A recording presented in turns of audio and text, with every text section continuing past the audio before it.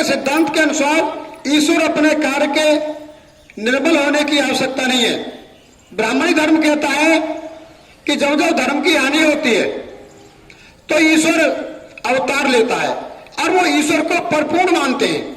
उसमें उसे अपने आप को पवित्र बनाने के लिए, सक्षम बनाने के लिए कुछ भी जतन करने की आवश्यकता नहीं है, वो होता ही पूर्ण है।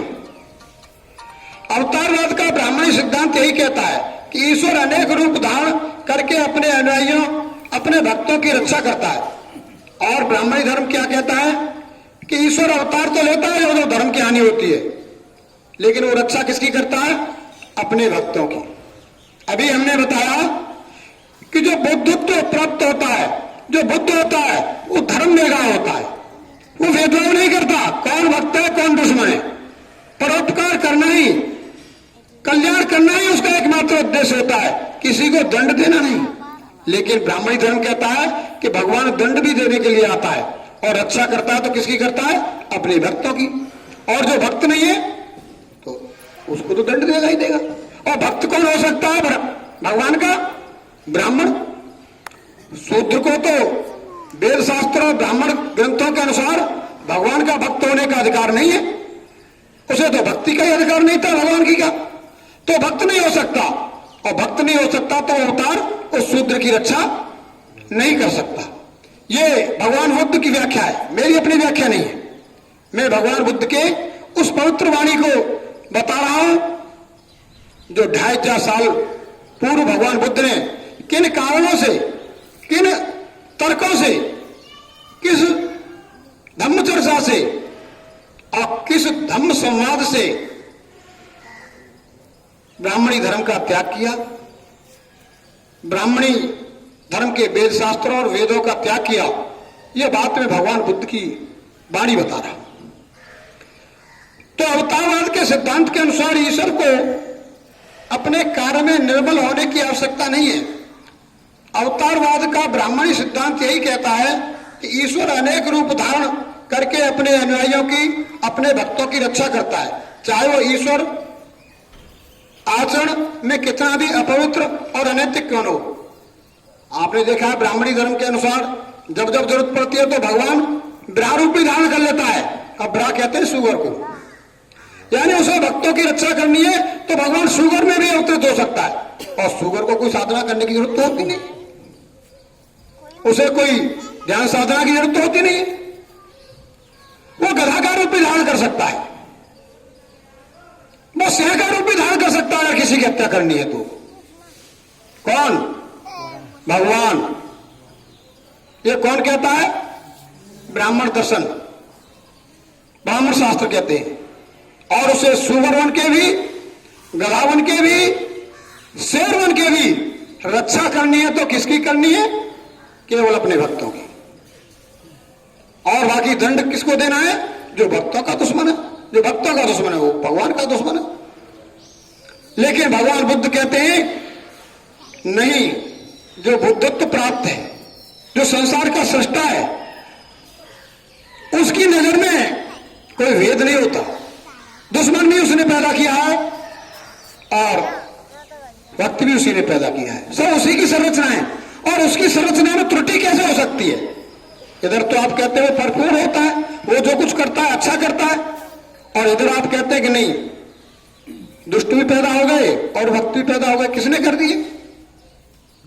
यानी विरोधाभास है। लोग भ्रमित होते हैं किस बात पर हम भगवान को पूर्ण माने, या कुछ ऐसी शक्ति है जो भगवान से अलग होकर के भी पैदा हो जाते हैं। बुद्ध बनने से पूर्व 10 जीवन चरण तक बौद्ध सत्व बने रहने की शर्त के सिद्धांत के सदृश कहीं भी कोई सिद्धांत नहीं है। यानी जैसे भगवान बुद्ध ने अपने धर्म में बताया कि एक मनुष्य को ज्ञान मेगा प्राप्त करने के लिए, बुद्धत्व को प्राप्त करने के लिए, पूर्ण ज्ञानी बनने के लिए जो चरणबद्ध तरीका से जो विधि बताई है, जो युक्ति बताई है, वो संसार के किसी धर्म में नहीं मिलती। बुद्ध बनने से पूर्व 10 जीवन चरण तक बौद्धत्व बने रहने की शर्त के सिद्धांत सदृश कहीं कोई सिद्धांत नहीं है। कोई भी दूसरा धर्म अपने संस्थापक का ऐसी परीक्षा के लिए आह्वान नहीं करता।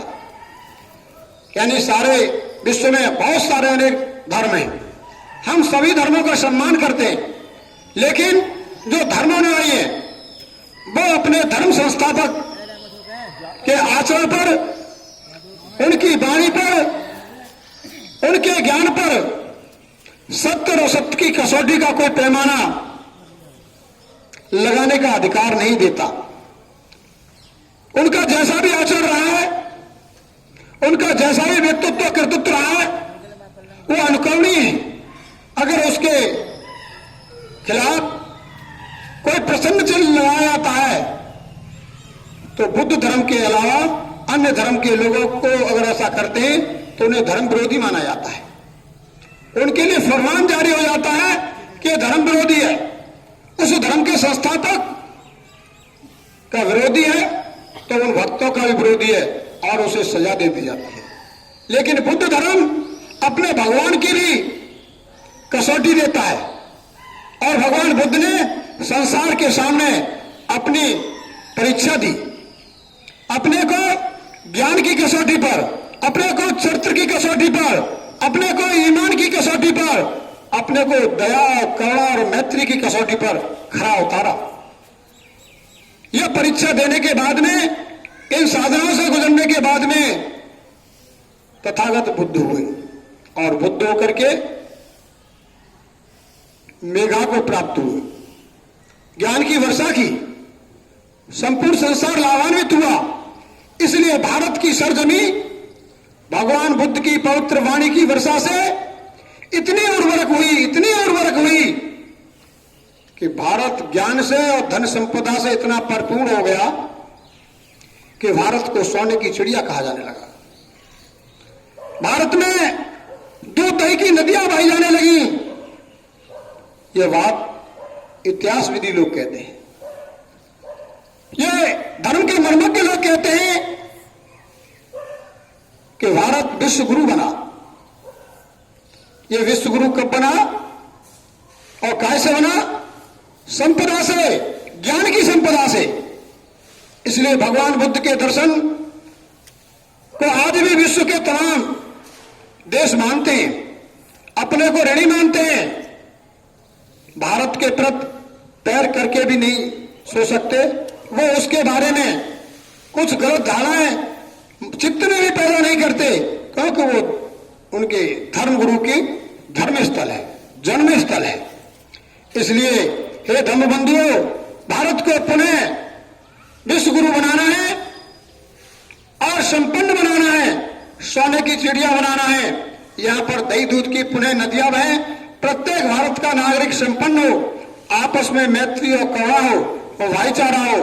तो निश्चित रूप से धर्म बंधुओं, भगवान बुद्ध के धर्म को धारण करना, उसका प्रचार प्रसार करना, उसके नीति सिद्धांतों को मानना, इसी में लोक कल्याण है, इसी में देश कल्याण है। आज की वाणी बस यही। आप सबकी मंगल कामना करता हूं। भवतु सर्व मंगलम, भवतु सर्व मंगलम, भवतु सर्व मंगलम। सा